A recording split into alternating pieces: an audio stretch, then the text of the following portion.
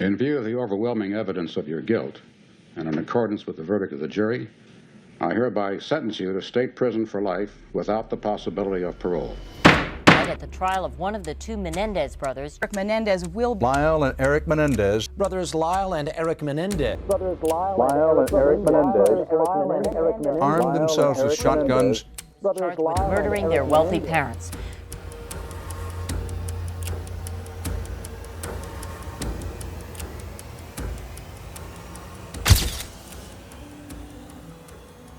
What if one of the most famous murder cases of the 90s was never about the crime at all? Behind the bloodshed lies a story of abuse, deception, and a family shattered beyond repair. Juan and Mary Louise Menendez, the parents of Joseph Lyle and Eric Galen Menendez, seemed like the perfect parents, raising the perfect children. Standing to inherit a sum of over $14.5 million, Eric and Lyle Menendez were the rich and famous children of a powerful businessman.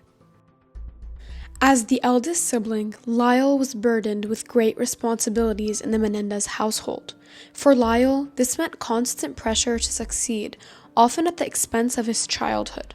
Eric, on the other hand, didn't receive the same sense of validation or responsibility. As the pressure grew, the final straw eventually broke. On the fateful day of August 20th, 1989, Jose and Kitty Menendez were found dead in their Beverly Hills mansion. Someone killed my parents. Pardon me? Someone killed my right there. What happened? Jose and Kitty died at the scene of their murder from multiple gunshot wounds, leaving behind a gruesome and bloody scene behind them. 7 months later, Eric and Lyle Menendez were charged and arrested for the murder of their parents. Was it cold-blooded murder or a desperate cry for help? At the age of 6 began the sexual and psychological abuse and rape of Lyle Menendez by his parents, primarily by his father Jose. 6-year-old Lyle was forced into sexual acts and threatened to keep quiet. Lyle was beaten and raped using various objects and lubricants, as well as being forced to perform oral sex on his father. It began as massages, everywhere, legs, arms, and torso, in public and in private. Lyle had believed this was normal and had never complained. Shortly after, around the age of 7, Jose Menendez would follow Lyle into the bathroom and guide his movements. It raped me. Did you cry? Yes. Did you bleed? Yes. You scared? Very. Due to the abuse by his father from a very young age, Lyle's mental state was not like the average child's. These traumatic experiences led him to believe that his father's behavior was normal, which resulted him to perform similar acts upon his brother. I took him out to the woods. I played with Eric in the same way. And I'm sorry. It was when Lyle Menendez finally stood up to his father at 8 years old, Jose Menendez started his abuse onto Eric. Eric's testimony states his father not only subjected him to horrific acts of violence, but also demanded complete obedience, leaving no space for safety. One of them was to stick tacks like this in his thighs and in his butt, and to run needles across his penis. It was accompanied by constant threats designed to keep Eric silent and obedient from the age of 8. My dad had been molesting me. And While their father is often the focal point of the abuse statements, their mother, Kitty, also contributed to the brothers' trauma, though the nature of the abuse from her is somewhat different. She ignored the abuse by their father and would belittle and punish the brothers for showing distress or trying to protect themselves. The complex circumstances in the Menendez family, where both parents were abusive in many ways, contributed to the deep emotional scars that Lyle and Eric carried with them. These patterns of behavior played a major role in their psychological state, eventually leading to the tragic event of their parents' murders. This case was heavily influenced by society's perception of the brothers as wealthy, privileged individuals. The brothers, coming from a rich, well-known family worth over $14 million, a sentence overly repeated during news reports, made many people see the brothers' actions as unaccountable for people of their social status. Media coverage mostly focused on their luxury lifestyle, which made it harder for the public to sympathize with them. The huge shopping and spending after the killings helped portray them as spoiled boys after money. Instead of viewing them as victims of abuse, many people saw them as entitled individuals who committed a brutal crime.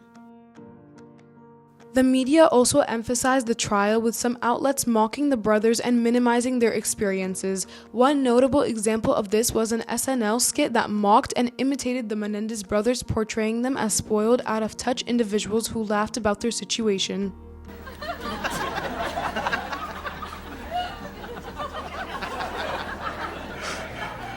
They're in the bathroom? Sexism also played a role in how the case was handled, particularly in how the brothers' emotional state was seen. In the trial, their claims of abuse were often met with skepticism, and their vulnerability was sometimes dismissed as a form of weakness. There was also a fundamental sexualization of the brothers, with media outlets focusing on their physical appearance rather than their trauma. This helped create a narrative where the brothers' masculinity and the truth of their abuse claims were doubted, which influenced how their defense was viewed and how the public reacted to their case.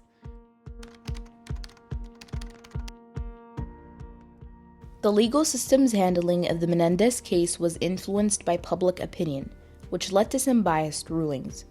The brothers' wealth and privileged background made it harder for the public, and possibly the court, to view them as victims of abuse. This bias may have shaped how the case was approached, with less attention given to the possibility that they were acting out of fear and trauma. O.J. Simpson, an American professional football player, was charged and sent to trial for the murder of his ex-wife, Nicole Brown Simpson, and her friend Ron Goldman. His lawyer's main defense was the influx of African American hate at the time, and that charging him of first-degree murder would be considered a hate crime. After the Los Angeles County District Attorney's Office lost the case against O.J. Simpson and his strong defense team, they had strived to succeed in the Menendez brothers' second trial, causing them to strike harder and direct their wrath towards the Menendez trial. Sexism also played a great role in the injustices and bias that occurred in this trial. When analyzing similar cases, with gender being the main difference, the verdict is entirely different. In 1990, Christine Varnes, a resident of Yakima, Washington, murdered her mother, Loie Heisman, by drowning her in a bathtub during a heated argument. The conflict arose after Loie admitted to knowing about the sexual abuse Christine had endured as a child from her stepfather, but blamed Christine for it.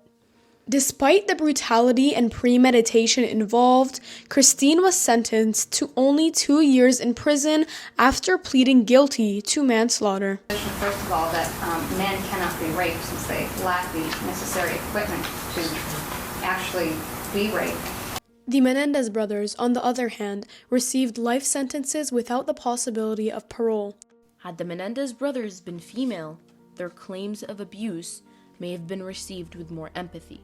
This case reveals how sexism within the legal system not only affected the Menendez brothers' treatment, but also contributed to a system that failed to properly account for their trauma.